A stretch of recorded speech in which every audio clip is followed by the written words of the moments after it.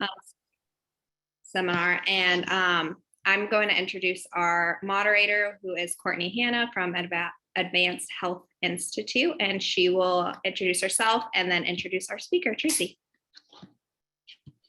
Thank you, Mariah. Hi, everyone. I am Courtney Hanna. I'm the Regional Director of Business Development and Operations for Advanced Health Institute. We are a senior living consulting company. We provide really help with anything that you might be struggling with in a community. We can come in and do mock surveys and provide a comprehensive report on any deficiencies that we found and how we can kind of help work alongside you to correct those deficiencies. We can help with plans of correction. We can help implement and write policies and procedures for your community. And a big part of our business is also doing interim leadership. So interim executive director and interim director of nursing. I will share my contact information in the chat. If you have any further questions, I would be happy to set up a call to discuss a little bit more in depth what we can provide. And it is my absolute pleasure to introduce Tracy Colburn today. She is the Chief Operating Officer for Cadence Living. Tracy is a highly accomplished healthcare professional with over 25 years of experience in the senior living industry. She currently holds the role of Chief Operating Officer for Cadence Living, a Scottsdale-based company. Before joining Cadence, she held roles with Atria Senior Living, Sierra Point Management, Brookdale, and Encore Senior Living. Beginning her career as a caregiver and working her way up to head operations, Tracy has been involved with every aspect of senior living. She has a proven record of success in business development, revenue growth, is adept at leading cross-functional teams, and offers strong knowledge of current trends in gerontology care, state regulations, and compliance standards for senior care facilities. Thank you, Courtney. Thank you, Courtney.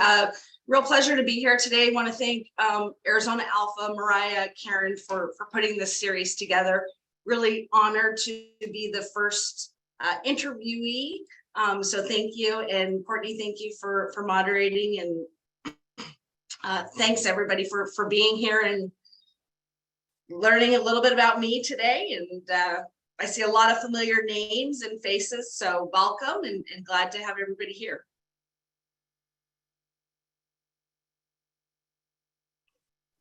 Perfect. If you guys want to, as well as Tracy is kind of going along, you can type in the chat box and it's going to be very conversational. So you don't have to wait till the very end to ask your question or anything like that. So if something she says you have questions about, or you just want her to go maybe dig in a little deeper, you can put it in the chat box and we'll kind of go with the flow like that. All right, Tracy, all you. Great. Well, just wanted to everyone know I started my career. How I really got started in my career is both of my parents are in the medical field. My dad's a biomedical engineer and my mom was an administrator for a hospital, registered nurse, and then also went into senior living. So it wasn't really by choice that I started in this field. I know a lot of people's story is I worked with my grandmother and I had a great experience, but I was kind of forced into it and started my career in adult daycare in Mesa, Arizona. So I'm not a native, but I consider myself a native. I've been in the Phoenix market since about 1985. But there was a adult daycare in Central Mesa, and I was 16 years old and had the opportunity of working there during the summer. My first encounter with elderly people, my first encounter with people with memory loss, dementia, Alzheimer's. So very interesting. I was a caregiver that summer and really found it to be a wonderful experience. And I'm going to share a story. There was a particular resident that really touched me. And I think she was one of the reasons why I continued in the field. Obviously, not initially, because I went to, finished up high school and all that. But her name was Catherine. And Catherine was a woman who came to the day program, and her daughter's name was Jeannie.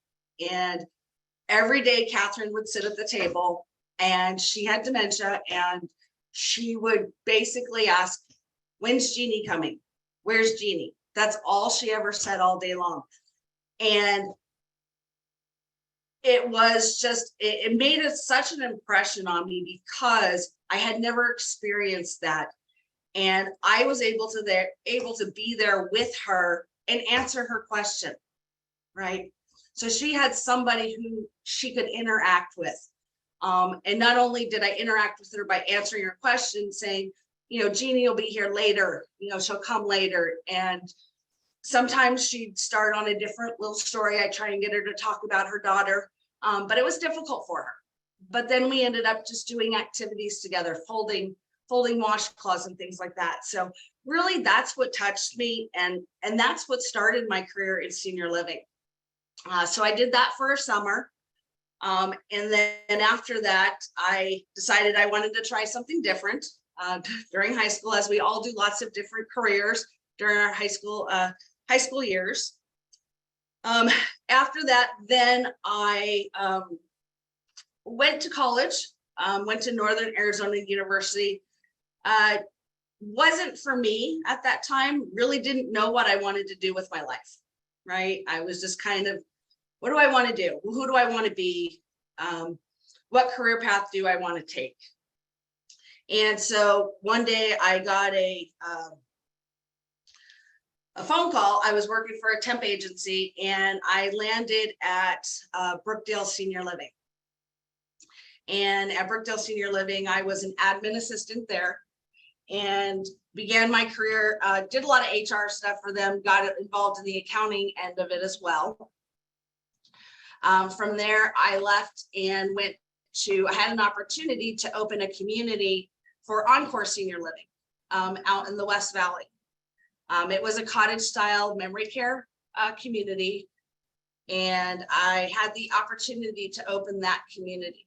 So not only did I get to experience the community itself, but I got to open the pre-opening part of the community. And if you've ever had the opportunity to open a community, it's a lot of fun. You get to wear a lot of different hats. So really enjoyed that experience. From there, I then went and became a regional business office director for Encore Senior Living and opened up another property that they had at that time in kind of central Phoenix area, 38th Street, if you're familiar with the area. Same style, cottage style. They no longer own those properties, but had the opportunity to work between the two properties as a regional. Then from there, I decided, do I really want to stay in senior living, right? So I wasn't really sure if this is what I wanted to do. So I have a business background and I also have a marketing background. And I thought, you know what, I'm going to try something different. So I actually went into banking.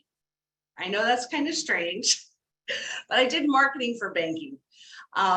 If any of you are familiar with the Walmart Supercenters that opened back years ago in the Phoenix market, I opened all of the banks that were inside those Walmart Supercenters. So at that time, it was called Rocky Mountain Bank. And I did that for about a year. At that time, I was going through some personal things and decided I want to go back to school, right? So I did go back to school, ended up doing a little bit longer trek than a normal 4-year college would take, just because I was a full-time mom and working. So it took me a little bit longer. So I went back to school and did get my degree in business management and marketing. So I have a dual degree. So I thought that would be really beneficial. And then I landed back in senior living. I got a phone call from a colleague that I had worked with at Brookdale Senior Living, called me and said, would you like to come and work with me? And I thought, well, what am I going to do? Well, it'd be an assistant executive director position. It's HR functions. It's the business office side of things, and just being an assistant and mentoring to become an executive director. So I thought, well, let me go check this out. So it was for Sierra Point Retirement Community, which is located in North Scottsdale. At that time, it was probably one of the most cutting edge communities in terms of really hospitality driven community. and it was a beautiful community. So I thought I could work here. So went back to work there. During my tenure there, I did a lot of different roles. I became an assisted living manager. I ran our assisted living department for about 3 years. During that time, I wore many different hats, as we all do in senior living. Done some maintenance. They used to laugh at me because I would get up on the roof in my high heels. Well, when it's a foam roof, it's not a good thing to go up on the roof in high heels. You poke through the roof. So able to learn that aspect of it. Actually been a server at the community. So had some restaurant experience in my younger years. So put that to use when we were short staffed and became a server, became a busser. They would never allow me to cook because, as some of you know, I'm not the best cook in the world. I can do a mean box of rice-a-roni, but other than that, it's pretty limited. So from there, really did every single facet of senior living. And as I grew in my career, that was probably the most beneficial things that I had done, was to learn every single department, how it operates, meet with the directors of that department, shadow them, just so I had an understanding of the true full operations of running not only independent living, assisted living, and memory care. From there, I did leave Sierra Point. I was there 17 years. A lot of people say, wow, that's a long time. It is a long time, as we all know. This can be somewhat of a transient business where we do hop around a little bit just to get new opportunities, but I had stayed there for 17 years, and people ask me why I did that. And I'll tell you, I did it because I had a child, and my focus was on him and being able to participate in his life and being able to participate in his sporting events. He's very active in sporting, so I opted not to go into a regional role. A lot of people ask me, why don't you go into a regional role? Why don't you go with a larger company? I didn't want to. I really was enjoying being the executive director of Sierra Point at that time and just really being able to spend time at home.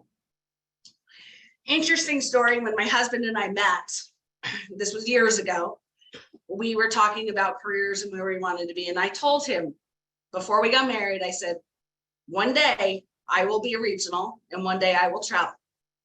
So if you don't want to do that or be a part of that type of lifestyle, then I'm not the person that you want to be with. Obviously, I'm still with him today and I do travel. So he's been a great support system. My whole family has, so really appreciate them. And they actually are on the call today.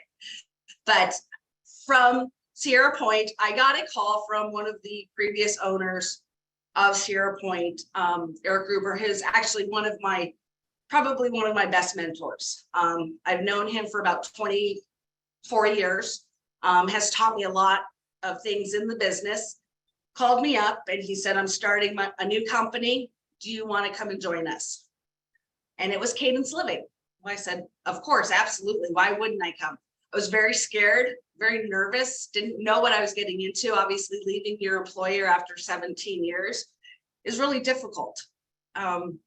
During my tenure with Sierra Point, we did get bought out by Atria Senior Living. So I did have the opportunity to work for Atria for 2 years. Great experience, great company. All of the companies I've worked for have been really good, and I've taken something from that company to be able to apply to what I'm doing today. So joined Cadence Living in 2017, started as Vice President of Operations for Cadence Living. When I started, we had no communities. We acquired our first community 3 months after I started. There were 4 of us in the company, 4 people acquiring a community in Southern California, so not even in our backyard. So needless to say, I was never home. For the first year I was with Cadence, I lived in Southern California, but wonderful opportunity because I had never gone through an acquisition on that side of it. I've gone on the side where, you know, someone comes in and takes us over, but never on that opposite side. So it was a really great opportunity for me. Obviously at that time, Cadence was brand new, had no policies, no procedures, no employee handbooks, no systems, no nothing. So I was very instrumental in creating a lot of those things and bringing those to Cadence. Me and our CFO at that time, who was hired, and he's still with us today. So from there, we started to grow. New developments, many new developments here in the Phoenix market, as many of you know, was very instrumental in being able to sit down with the architects and looking at building plans and being able to say, let's move this room here, let's move this room here, and being instrumental in that design process. And not only that, but being involved in the development side of it. I would do punch walks during that time where we were in, you know, building, and we still are in building. So got a lot of experience doing that as well. From that one community, we are now at 36 operating communities. So from the vice president of operations, I was then promoted to senior vice president of operations, and I oversaw the entire West region. So I was overseeing Arizona, California, and Colorado. Did that for about 1.5 years with Cadence. And then about a year ago became the executive vice president, where I was assisting our COO with our entire portfolio. And really at that time, we knew that she was going to be retiring. So they were putting me in a slot where she could mentor me so that I would fill into that COO position. We had anticipated that she would probably not retire for about another year, but she retired a little bit sooner than all of us thought. And so I was promoted in May to Chief Operating Officer for Cadence, and have not looked back since then. So that's a little bit of my story. Open it up to questions, I guess. Any questions? Okay, don't worry, I have some. What would be the one thing that you did in your career that you attribute to your career progression? I would say one thing that I did, Karen, was I was a hard worker. I was dedicated. And I think my ability to be open-minded and to help out in other departments when needed was really where it got me to where I am today, knowing and having that knowledge of every department.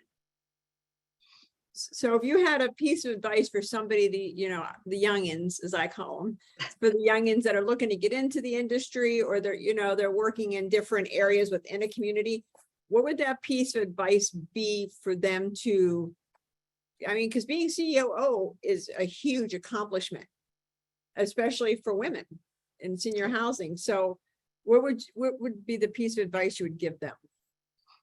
Be open-minded, listen to everybody in the community, from not only your executive director, but listen to your line staff, listen to your dishwasher, because you know what? They are the ones who really run the community, your frontline team members. Listen to them because they really know the community and they know what's going on. And so just being open-minded, trying new experiences, right? And just working together as a team, and just perseverance, knowing that if you want to grow in this business, there are opportunities all over the place. And I think the biggest thing is you just got to raise your hand. You need to raise your hand and let people know, because if you don't let them know, then you're not going to be able to get those opportunities. And I did like the fact that you knew back, who knows, far back, you knew exactly where you had a vision of where this was going to end. And I don't mean end today like you're leaving, but and you probably have more steps in your mind, whether I could be an owner, I don't know. But do you attribute a lot of that to you kind of knew where you wanted to keep going, so it kept you focused? It did. It really did keep me focused. I had a career goal. I had a career path, and I wanted that to follow that path. I didn't think I was going to be a COO. I didn't really aspire to be one. When I was talking about, when I told my husband I'd be a regional, I never even thought that far, but I'm in this situation because I am a hard worker and this is where I want to be. I feel confident that I can do the job of a COO, and also being a woman in this industry can be challenging as well, as we all know.